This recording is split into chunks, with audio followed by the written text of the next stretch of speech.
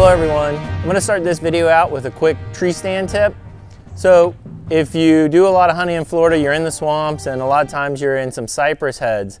And these trees tend to have a really fat base to them, like this one here. This is just one in my backyard. Gets really wide and it's hard to put a tree stand on it much lower than 4 or 5 feet off the ground.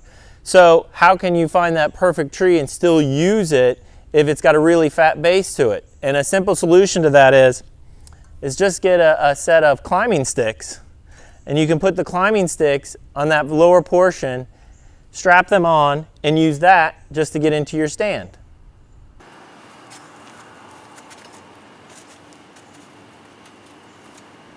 All right, so one other tip I have for you today is locking up your tree stands.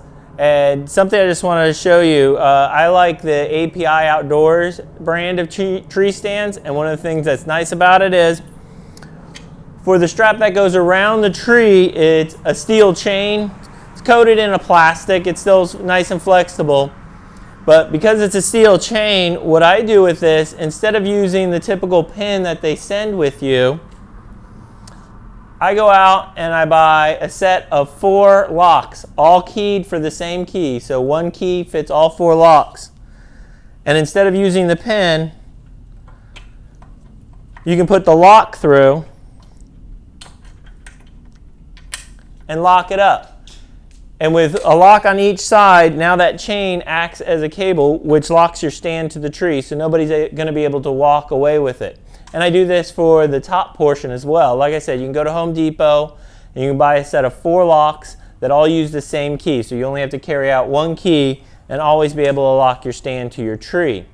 If I'm not going to be out to that spot for, say, another month or 2, like I hunt at the beginning of archery and then it's going to be December general gun before I get out there, I'll then take a cable, go around the tree, and lock both portions of the tree stand together so nobody can even use the tree even though it's locked there. And that also gives you a third lock. If somebody's going to try and take your stand, they're going to have to cut through at least 3 locks to get it off. Hello everyone. So archery's already opened up for a lot of the South Florida area. Here in Central Florida, we got a few more weeks. It's going to open up for us. Looking forward to getting out there finally. Been doing some scouting. And what I have for you today is I wanted to put together some of my Tiger Bay scouting. Now last year I didn't hunt at all in Tiger Bay. Due to the hurricanes, the areas that I had, they were flooded out. The water was like knee deep high, and I just didn't even bother trying to get back in there. There might have been some dry land for deer, but they may have just been all pushed out of that area. Same thing this summer. We really had a lot of rain this summer, and I know things are going to be really wet and soggy back there. Definitely not as bad. But I went and did some scouting just to find some new areas, some backup areas if there was a lot of water and it's going to push the deer out of the spots that I've been hunting for the past few years. So in some of, I did, of course, start on Google, did some Google scouting. Some of the areas I went to found some nice deer sign, but there was also a lot of hunter sign out there. I even found somebody's climber tree stand that they left out there all year long. There is one area that I came across just from my Google Scout, and it turns out it really looks very promising, some great deer sign to it, and I can't believe I don't really see much hunter sign out there. No tacks. I saw some old ribbons from years earlier when maybe it was a fresh clear cut and there was a little bit more visibility out there. But I'll show you what I saw on Google Earth to start, and then I'll give you the video that I did when I was out there scouting. All right? Okay, so what attracted me to this particular area is, you can see there's a whole area of tall trees right here. It's a low vegetation spot here, and another line of tall trees on this outside. And so this is just kind of like a pinch point.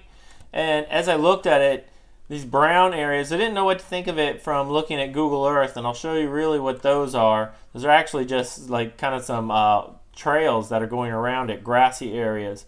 And it turns out the deer are actually using that, and you'll see that in the video that I do from the ground there. But this just looked like a good pinch point with some tall trees to get a stand on, and that's why I headed out there. So let me hop over to the video and show you what we see there. Alright everyone, so I made it out to the point in which I found on Google Earth. This is looking down one edge of that trail. It's kind of going across. That crossing is right through here, and I'll walk through that in just a second. But I found a really good tree right up there. It's two, I'm going to get in the back of the bigger two there. That's going to set me up for 10 to 25 yard shots through this area. Now as you walk through this clearing, you're going to be able to see that it's well used. And I don't know, probably have some deer bedding down up on this high ground. Everything is so wet. It's probably a nighttime bedding area for them to come in. See how everything's laid down. Could be a bear as well, but there's a fair amount of deer tracks, as well as that rub that was back there. This is out to the other side. That's one direction. Should be able to see some of this trail from up in that tree. Turn around. See if I can zoom in on that tree. It's right there.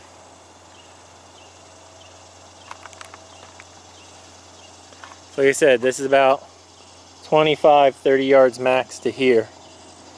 Thought about taking down this tree, this little scrub brush right in the middle, but I think that's going to give me a good, some good cover as they walk through here. I'll be able to draw back on them without them picking up my movement. And as they continue through, if they turn either direction, they're going to give me a broadside shot.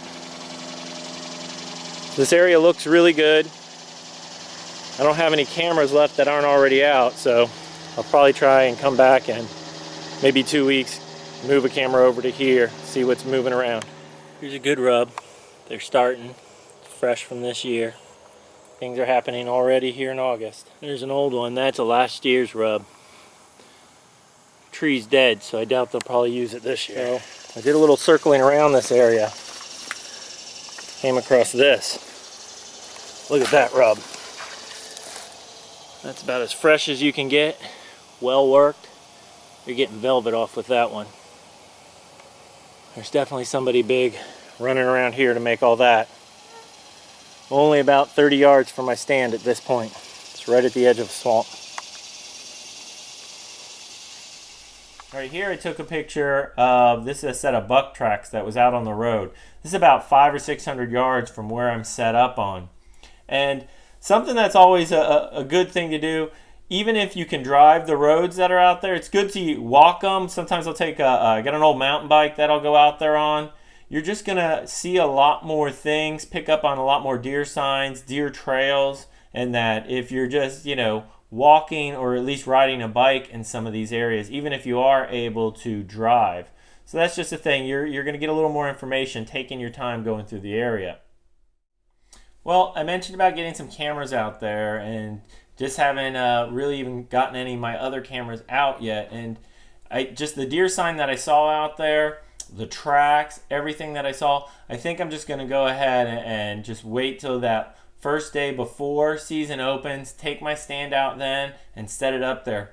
Once again, this is an area where, you know, you can shoot a doe, so that's going to just really open up to where I'm not looking to, I have to find a, you know, a 6-point or bigger buck. There's going to be some opportunities to take a deer from this, and there's definitely a chance of a big buck being in the area and coming by.